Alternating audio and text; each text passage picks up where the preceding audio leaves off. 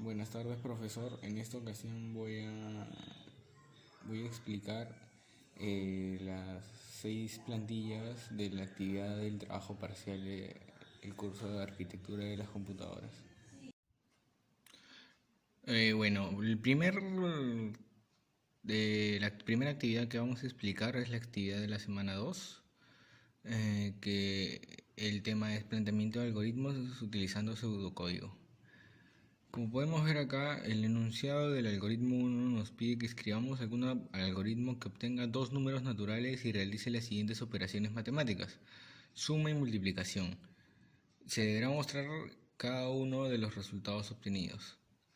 Como lo escribimos aquí en el código que nosotros realizamos, lo que hicimos fue primero ingresar el número A y que lea la variable A.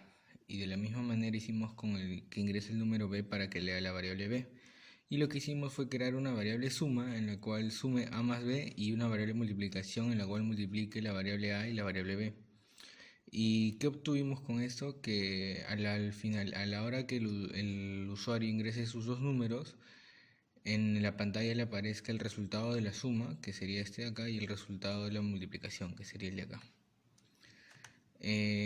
Lo que nosotros encontramos a la hora de ejecutar fue esto de aquí, que lo voy a agrandar.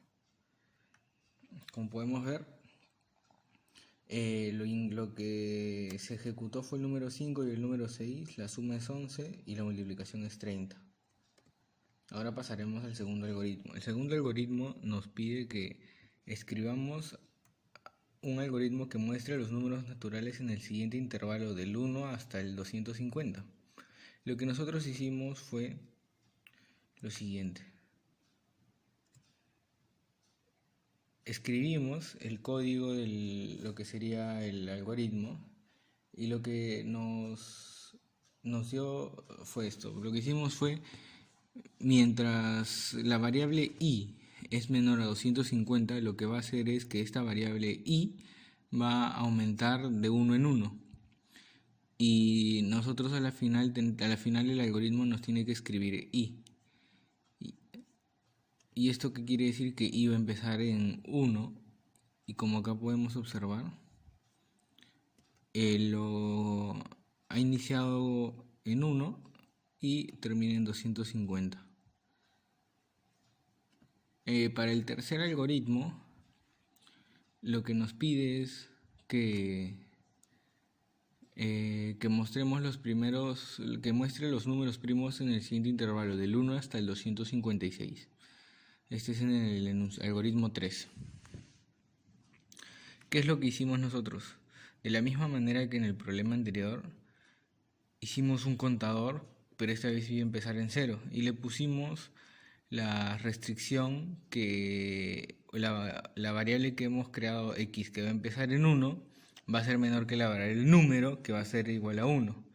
Y si el contador, si el contador empieza en 0, se va a empezar a registrar y luego de esa manera me va a botar solo los números primos, que están desde el intervalo 1 hasta el 256.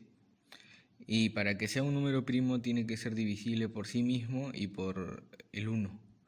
Y entonces de la misma manera, para que sea divisible por sí mismo, lo que hicimos fue que si el contador es igual a 2, entonces el número es primo. Es una condición que cumple. Y esto es lo que nos botó. El número 2 es primo, el número 3 es primo, el número 5 es primo, el número 7 es primo.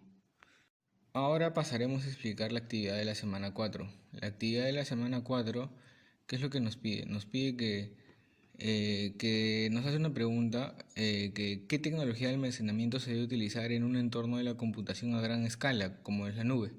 Y nos pide que justifiquemos apropiadamente. Y, la respuesta que yo coloqué fue que la tecnología de almacenamiento que se debe utilizar en un entorno de computación a gran escala son las llamadas piscinas virtuales, que se encargan de almacenar los datos de las empresas mediante un tercero.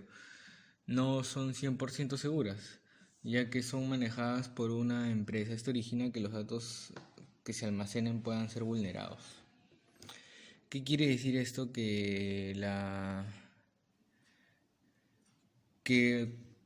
La tecnología de almacenamiento que va a usar la nube son unas computadoras gigantes y estas son las que se encargan de almacenar la información de las empresas, ¿no?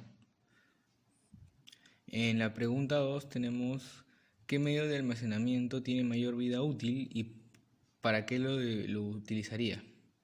El medio que tiene mayor vida útil es el PQL Preservation Service, ya que es el único que nos asegura que la información podrá estar almacenada más de 500 años y el sistema PQL ofrece servicios de preservación basados en un sistema llave en mano diseñado para cumplir con las necesidades de preservación digital a largo plazo.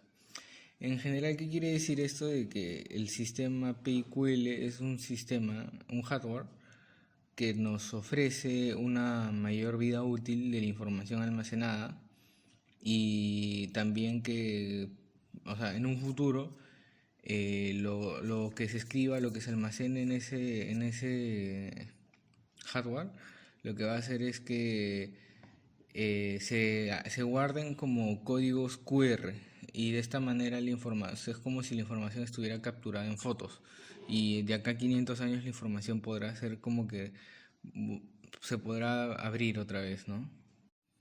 Bueno, ahora vamos a explicar lo que vendría a ser la actividad de la semana 5, que el tema es la computación a gran escala. Para esta actividad nos hicieron dos preguntas, ¿no? Y la primera pregunta es ¿en qué consiste el CDDC?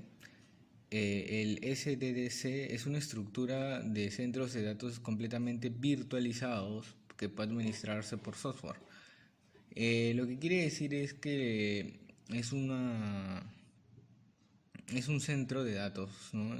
Y en la cual las empresas utilizan estos centros de datos para poder almacenar su información o poder almacenar distintos programas o información y de manera segura, ¿no? Y es algo que en la actualidad se usa bastante. La manera en que se implanta un CDDC es entregando una CDP, que es una estructura virtualizada, y esta se entrega como servicio. Ahora, en la pregunta 2 nos pregunta ¿para qué sirve la API RESTful y cuál es su importancia que exista? La Application Programming Interface es una herramienta que simplifica el trabajo de los programadores y desarrolladores.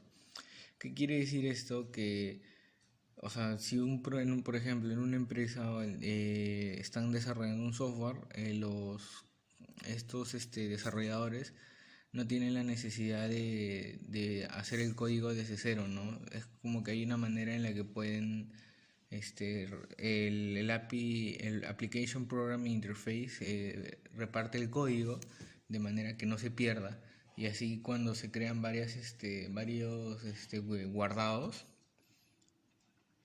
hace que el proyecto en sí se llegue a concretar, ¿no? Porque el Application Programming Interface esa es su función. Otra de las aplicaciones es como una de las principales funciones en realidad del API, que es que puede utilizarse para comunicarse con un sistema operativo que tenga base de datos o protocolos de comunicación. Ahora, en estos momentos procederemos a explicar la actividad de la semana 6, que es la introducción a los sistemas operativos. En este caso nos hicieron dos preguntas. La primera fue ¿qué categoría de sistema operativo pertenece Windows 10? Y Windows 10 pertenece a la categoría de sistemas operativos multiprogramación, ya que es un sistema que tiene la habilidad para poder soportar la ejecución de dos o más trabajos activos. Esto quiere decir de que el Windows 10 puede hacer varias funciones a la vez. Y esto se debe por la unidad de procesamiento que sería el CPU, ¿no? La siguiente pregunta que nos fue planteada fue que mencionemos un ejemplo de sistema operativo para cada una de las cuatro categorías descritas. El sistema por lotes pusimos que era el SCOOP y el Dell DC6000, sistemas paralelos en tiempo real y distribuidos, el Alpha, el PVM, la serie AX, perdón, Y multiplicación a tiempo compartido, Windows, ¿no? Las preguntas que fueron planteadas, ¿qué has aprendido hasta ahora en el curso? Lo que más he aprendido en el curso fue que necesitaba saber la teoría de o sea, cómo se había desarrollado todo este mundo de las computadoras, cómo está compuestas las computadoras desde sus inicios, la teoría y todo eso que parece no ser importante, pero en realidad sí es importante porque todo parte desde un inicio, ¿no? Y para entender como que cómo llegó eso ahí, hay que entender los inicios de la historia, ¿no? Y lo cual es bastante interesante. Creo que también lo que más, otra segunda cosa que recalco que he aprendido bastante es el hecho de el segundo punto importante que aprendí bastante, considero que aprendí bastante, fue el tema de la nube, lo cual yo estaba realmente perdido. Pensaba que la nube solo era un sistema para almacenar información, pero realmente no solo era eso, tenía más funciones.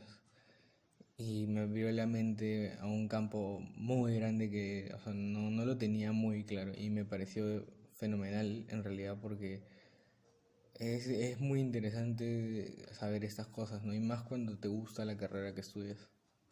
La segunda pregunta, que es ¿qué te gustaría que se mejore del curso?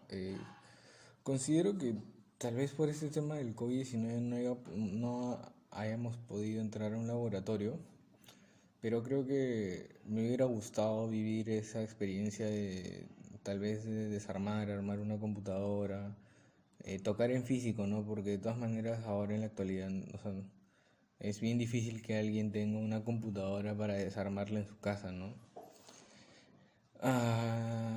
Tal vez otra situación que me hubiera gustado que se mejore es el tema de la información, de la teoría que se enseña, o sea, la teoría antigua considero que podría resumirse un poco más, porque de todas maneras es bueno saber lo que ha pasado antes, ¿no? Pero creo que se debería remarcar más en ver lo que es el futuro, ¿no? Como que se hizo, en mi caso, se pudo recalcar o sea, una buena semana todo el tema que es la nube, ¿no? Pudimos entrar a ver lo que es la nube, cómo operar en estas computadoras virtuales, que me pareció demasiado chévere.